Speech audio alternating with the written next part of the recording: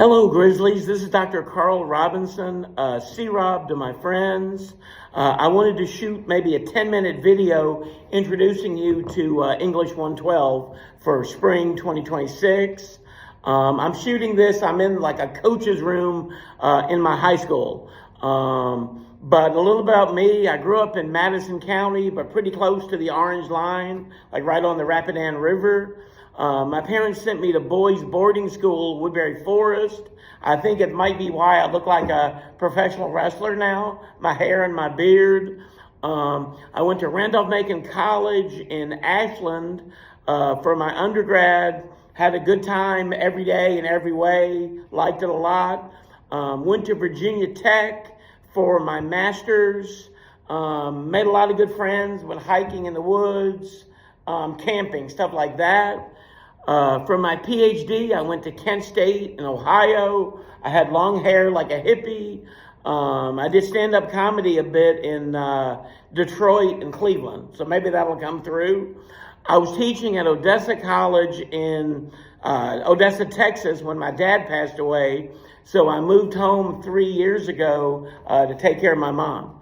And my mom has dementia. It's getting worse.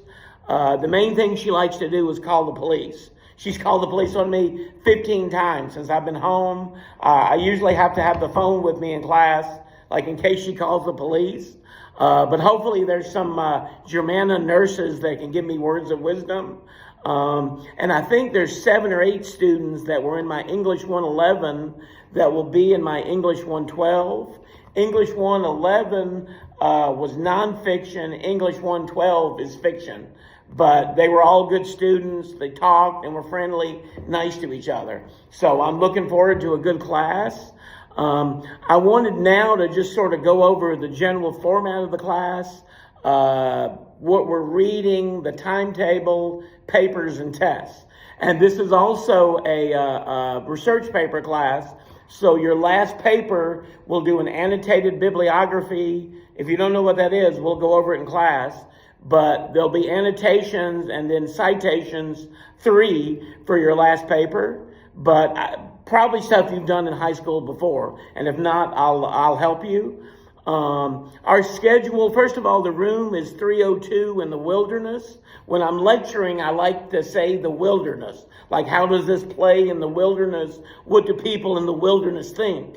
So, but we're in room 302, 11 in the morning, Locust Grove. January 19th is Martin Luther King's birthday, so class officially starts on January 21st on a Wednesday. Usually I divide the class into 4 reading modules with 2 authors. I think maybe Edgar Allan Poe is just one author, but first week of class we'll go over the first writer. Second week of class we'll go over the second writer. Then the third week, we'll work in groups and have a movie day. I usually bring in some food, ask a trivia question for a prize. And the papers are set up. So the first Saturday night, you do a 500-word homework assignment. Read my comments, you revise it, critique it, tweak it. The second Saturday night, there's a 1,000-word rough draft. Same process, you read my comments, revise, change it a little, but you build on the original. And then the third Saturday night of that module is when your 2,500-word essay is due. And I'll give you questions, probably 5 or 6 questions for each author. So we'll do that like the whole term. There's a midterm in March, essay questions that you'll have seen before. I don't think you'll think it's tough. We'll do a study guide. There's spring break in March, and then at the end, there's a final test, essay questions that you've seen before. We'll do a study guide for that. As for the readings, I think I picked ones that you'll like, that I certainly liked. The first one is John Updike's A&P. It's set 1960. There's a 18-year-old working in a grocery store, and 3 girls come in bikinis. And the manager comes over, like scolds them, tells them to dress decently, be decent, clean girls. And then Sammy, the clerk, quits his job So they'll notice him and then they really don't. But it's kind of about, I would say, 1960s culture. My parents were married in 1961, so I get a real sense of what it was like then. But America's sort of transitioning from 1950s nuclear family to like Vietnam and hippies and protests. But there's stuff about consumer culture.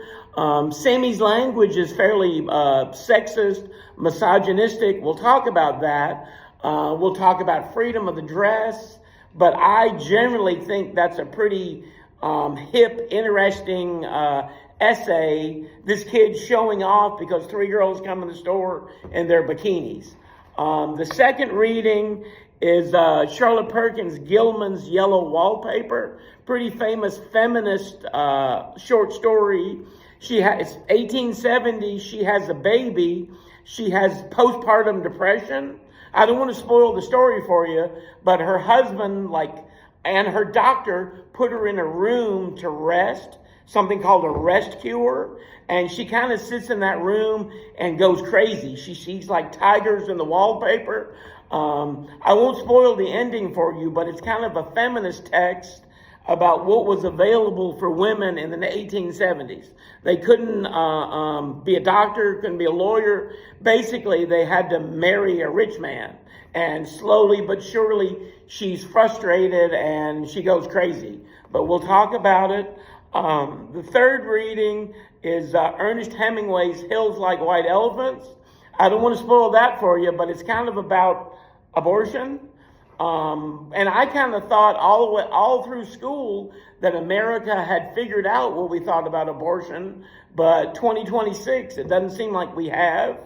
But in the story, there's a couple sitting at a table in Spain drinking, and they're arguing. And it's pretty subtle what their argument is about, but it would seem as if the girl is pregnant, and she wants to have the baby, and the man doesn't. And they're like discussing that. If I didn't say it, I'm in like a coach's room at my high school gym, if you're looking at the decor. But that's Hemingway's Hills Like White Elephants. There's a Hemingway code, like how a man is supposed to act. You don't cry, you have a bunch of girlfriends, you travel the world, you drink, kind of like Fredericksburg, I don't know. But there's a Hemingway code of masculinity, how a man is supposed to be. The reading we do in the second module with Hemingway is William Faulkner's A Rose for Emily. It's kind of like a crazy spinster lady. Same thing as Gilman. She can't really get married. She can't really have a job. Her only goal is to marry a rich man. And in the story, she's ages 40s, 50s, 60s. She never gets married. And she has a boyfriend at one time. He disappears. But sort of what is available for women in the 1930s. There's also some Southern Gothic culture in there, Civil War stuff too. We live in Fredericksburg, the wilderness, so sort of shadow of the Civil War. And this crazy spinster lady, how the small southern town in Mississippi looks the other way, like whatever she does. So, and there's also Faulkner's stream of conscious narration. So we're used to reading A to B to C, don't smoke cigarettes, cigarettes is bad. His narration is kind of all over the place. In time, you don't really know who the narrator is exactly. So it's an interesting writing style.